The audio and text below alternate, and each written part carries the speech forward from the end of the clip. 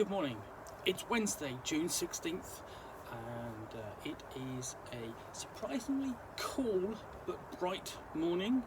A little bit of a breeze, so it's quite comfortable out here in the reading nook with a nice hot cup of tea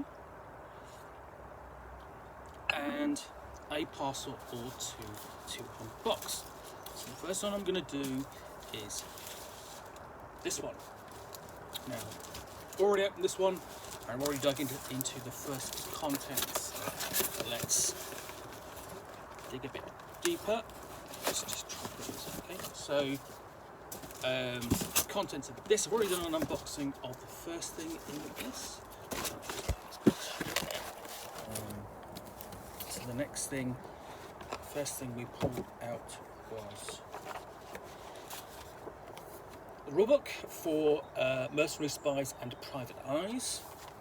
Next thing we're going to look at is Border Crossing by L. Douglas Garrett, an adventure for Espionage and Mercenaries, Spies and Private Eyes from Hero Games, not from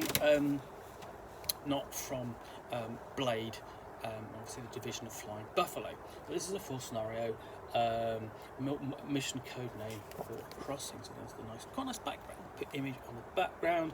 Essentially, the board you can see, you've got West Germany, East Germany, so automatically you know this is a Cold War scenario. And what's interesting for this, about the first thing is that it's for two different games. For Espionage and Mercenaries, Spies and Private Eyes. Now we've already looked at Mercenaries, Spies and Private Eyes. Okay, but Espionage was Hero Games' answer to basically the genre, basically the espionage genre, and was designed to do, essentially, if you have a look at the cover, essentially, okay, it was its attempt to do a James Bond style role-playing game, and it came out before essentially Victory Games did their own version, essentially, which we all know and love. Now this came out, let's have a look, 1983, so it's about the same time as Mercenaries, Spies and Private Eyes. Okay, this is quite a dense layout and style and quite a small text font. So I'm just going to show you, this is just, you open it. Okay, there we go. So yeah, that's quite difficult to actually sort of read through on, you know, just going through this. We've got how to use this adventure, GM's briefing, additional notes on the player's briefing. So it's essentially it's setting everything up to do with getting across the border and through. I mean, really, one thing, it's sort of like, let's see if I can find a blurb, because obviously, let's have a look. Here we go, into the introduction. The cold blackness surrounds you as you crawl forward, eyes fixed on the silhouette of a tree against the night sky. Only a few meters to each side of you, deadly explosives lie buried, waiting to tear you apart if you drift off the safe path. Slowly, the V-shaped posts of the barbed wire rise before you as the wind whistles and a new tone through the guy wires. During the lulls, you've heard the movements and hoarse breathing of the border guards standing watching the town. By your count, it is now 02:28 hours. You don't think you've been spotted. Perhaps the guards are asleep. You reach up and start the slow job of untying the strand of barbed wire, the first of many. So, border crossing is a daring mission across the Iron Curtain when conventional methods have failed to gain vital knowledge. This adventure postulates the operation of a covert action team in modern East Germany. Missions like this are the last resort in the intelligence community when remote means fail and there is no agent in place, or in this case, the agent in place has been neutralised by enemy action. Time is critical. There is no time to cultivate a new agent, so the last resort becomes the only hope. As an adventure for espionage, this is fiction, and thus some licenses have been used in the conception of this mission. However, the places are real, and all the danger of a real incursion behind the Iron Curtain is carried in the flavour of this adventure. The characters will be constantly on the alert. The GM must become well versed in the flavour of Germany to the point of studying maps and even reading up on East Germany and the nature of life behind the Iron Curtain. With a little work, this could be the best adventure you, the GM, have ever run, and the best time your players ever had.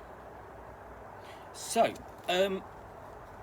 It's basic 1983, wondering just how much information there would have been available, essentially on life on certainly East Germany, or freely available. I'm wondering. These days, you can go and buy a copy of something like Stasiland, for example. Would have catch what it was what would have been like on a day-to-day basis in East Germany. But I suppose you would really be sort of like looking at films where you would which deal with kind of border crossing. So the obvious one is the brilliant Funeral of Berlin, the Harry Palmer, Michael Caine film, basically the sequel to the Ipcress File, or you possibly would have looked at the Tinker Tailor Soldier Spy series and Smiley's People, its sequel.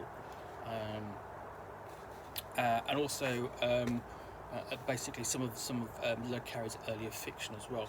So you can definitely tell that this is from Hero Games. Essentially, quite close text. The use of the hex map there, and then it comes to the bit where agents briefing codename border crossing.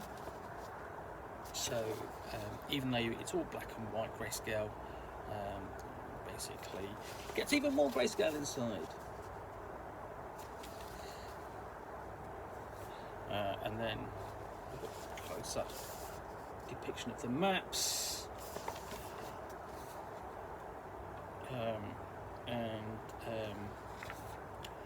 we have deck plans, floor plans of the trains, and so just going large train station, small train station. Basically, I'm not telling you the use of the grayscale doesn't really help on those maps,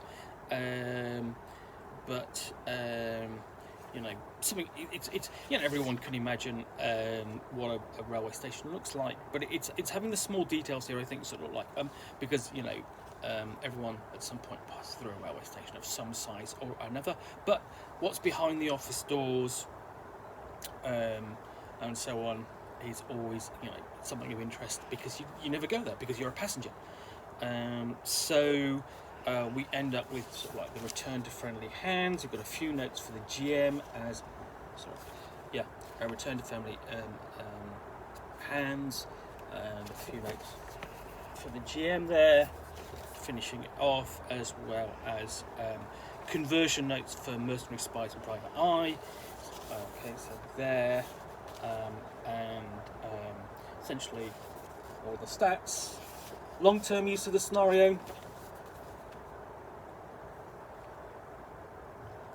and these are recognisably stats for essentially a game from Hero Games, basically designed most well known for Champions, but have since essentially gone on to produce a really, basically during the noughties and the tweenies, essentially last sort of like 15 years or so, they have produced some fantastically well detailed, well researched source books.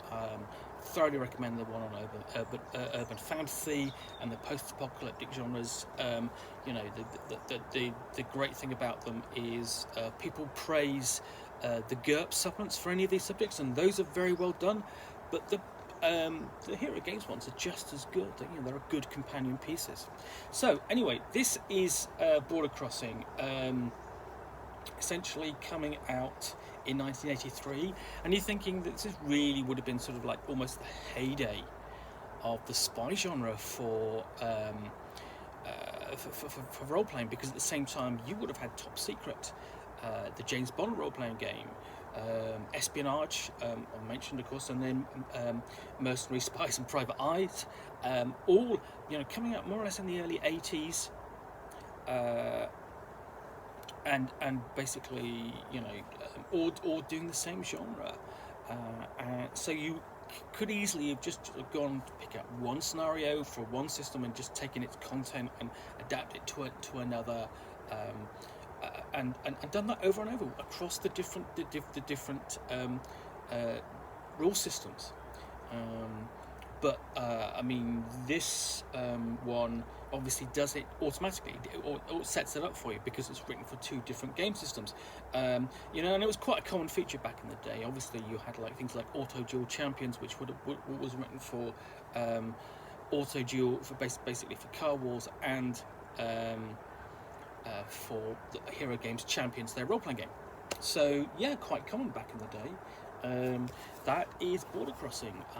I can remember it coming out. I've never looked at a copy before, and if I dig into this box deep and I actually get around to reviewing some of this content, I mean, it would be interesting to essentially. I've got the whole line here available for Mercenaries, Spies, and Private Eyes. I can actually review everything that was published for it before I get on to if I can get hold of the new edition and review that. Anyway, thank you for watching another unboxing in the Nook. If you've enjoyed this, please do click the like button down below. And if you've got any comments or feedback, I appreciate you taking the time to post those.